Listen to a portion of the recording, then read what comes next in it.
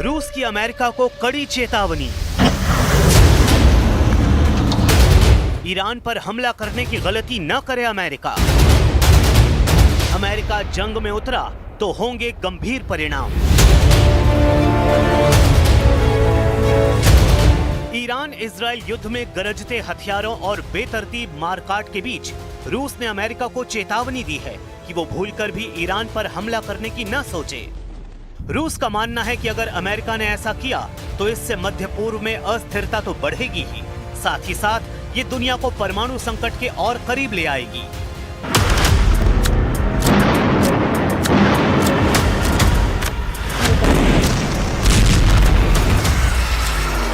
रूस ने खासतौर पर इजराइल के ईरान की परमाणु सुविधाओं पर हमला किए जाने पर चिंता जताई है और इसे वैश्विक परमाणु संकट की ओर ले जाने वाला कदम बताया है। रूस खुद भी ईरान इजराइल युद्ध में तटस्थ बना हुआ है। वो ना तो इस संघर्ष में सैन्य रूप से शामिल होना चाहता है और ना ही किसी भी पक्ष को सीधे तौर पर समर्थन देना चाहता है। रूसी उप विदेश मंत्री सेर्गेई ryabkov ने अमेरिका को सीधी चेतावनी दी है कि ईरान पर हमला पूरे मध्य पूर्व को अस्थिर कर देगा। अगर अमेरिका ने ईरान में सीधा हस्तक्षेप किया तो ये पूरे मध्य पूर्व को हिला देगा। मॉस्को ने वॉशिंगटन से ईरान में सीधे दखल देने से बचने की अपील की है। रूस की विदेश मंत्रालय की प्रवक्ता मारिया ज़खारोवा ने इजराइल द्वारा ईरान की परमाणु सुविधाओं पर हमलों को वैश्विक आपदा की ओर ले जाने वाला कदम बताया। इस हमले से दुनिया और परमाणु संकट के बीच मिलीमीटर की दूरी रह गई है। न्यूक्लियर फैसिलिटीज पर हमले हो रहे हैं। अंतर्राष्ट्रीय परमाणु एजेंसी ने इस नुकसान की पुष्टि की है। पूरी दुनिया कहां है पर्यावरणविद और वैश्विक समुदाय? क्या उन्हें लगता है कि रेडिएशन की लहरें वहां नहीं पहुंचेंगी? याद कीजिए 2011 में जापान के फुकुशिमा परमाणु हादसे में क्या हुआ था।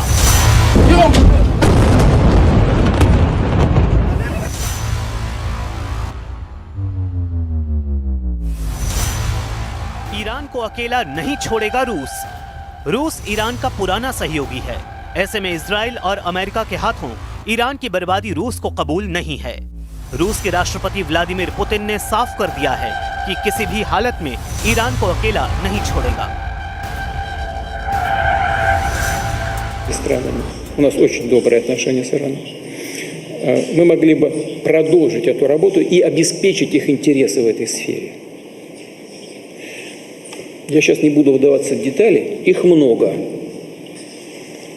И все эти детали нами обсуждались как с израильской стороной, как с американской, так мы определенные сигналы подали и иранским нашим друзьям. खामेनेई की चिंता में उड़ी पुतिन की नींद।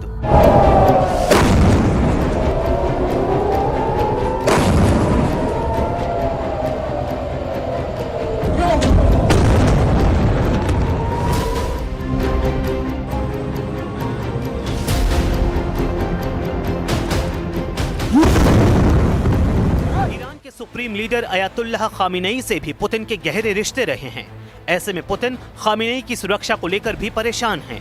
अमेरिका कह चुका है कि उसे पता है कि खामेनेई कहां छुपे हैं, लेकिन वो फिलहाल उनकी हत्या का इरादा नहीं रखता। पुतिन भी हर कीमत पर खामेनेई को बचाना चाहते हैं। With your permission, I hope this will be the most correct answer to your question. I do not wish to even discuss such a possibility. युद्ध में ईरान को सैन्य मदद नहीं देगा रूस। इजराइल और ईरान के बीच मध्यस्थ बनेगा रूस। पुतिन ने यह भी साफ कर दिया है कि रूस का सीधे तौर पर इस जंग में शामिल होने का कोई इरादा नहीं है। पुतिन के मुताबिक जनवरी में ईरान के राष्ट्रपति मसूद पेजेशकियान के साथ जो 20 साल की रणनीतिक साझेदारी की संधि तय की गई थी, उसमें सैन्य सहयोग शामिल नहीं है। उन्होंने कहा कि रूस ने एक बार पहले ईरान को एयर डिफेंस में सहयोग करने की पेशकश की थी, लेकिन ईरान ने इसमें रुचि नहीं दिखाई। ईरान ने आधुनिक हथियारों या सैन्य सहायता के लिए रूस से कोई औपचारिक अनुरोध भी नहीं किया है। ऐसे में रूस के लिए इस जंग में सैन्य रूप से शामिल होने की कोई मजबूरी नहीं है। हालांकि रूस इस युद्ध में मध्यस्थ बनना चाहता है। रूस ने अमेरिका को मध्यस्थता का प्रस्ताव दिया था, जिसे राष्ट्रपति ट्रंप ने सुनने लायक तो बताया, लेकिन साथ ही ईरान की बिना शर्त आत्मसमर्पण की मांग भी रख दी।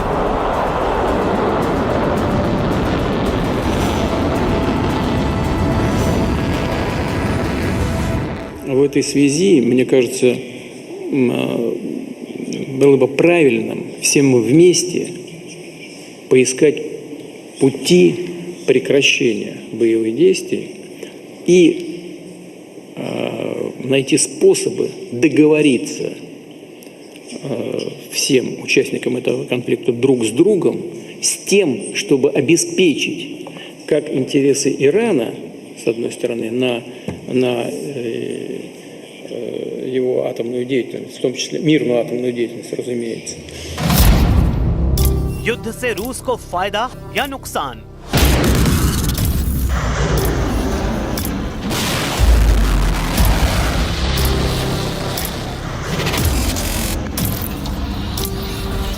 जानकारों का कहना है कि इजराइल ईरान संघर्ष मध्य पूर्व में रूस के हितों को नुकसान पहुंचा सकता है। सीरिया में बशर अल असद के पतन के बाद रूस ईरान के रूप में अपना एक और साथी खोना नहीं चाहता, लेकिन सच्चाई ये भी है कि इजराइल और ईरान के बीच खुली कड़वाहट से रूस को अप्रत्यक्ष रूप से फायदा भी मिल सकता है। ऐसे में रूसी तेल की कीमतें बढ़ना, चीन में रूसी तेल की मांग में इजाफा होना और अमेरिका का फोकस यूक्रेन से हटना शामिल है।